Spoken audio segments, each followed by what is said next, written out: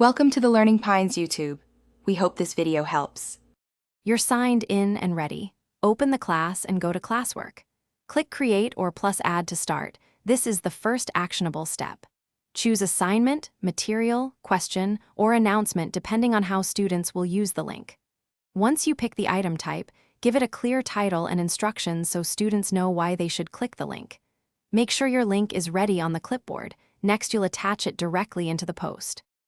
Now attach the link.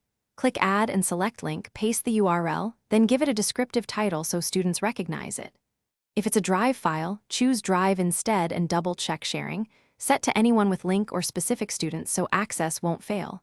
For YouTube, paste the video URL and confirm the thumbnail loads. Once attached, set points, due date, and topic to organize content.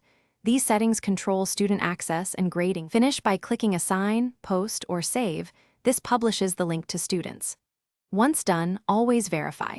Use Student View or ask a classmate to open the link and confirm permissions. If someone reports an access error, don't panic.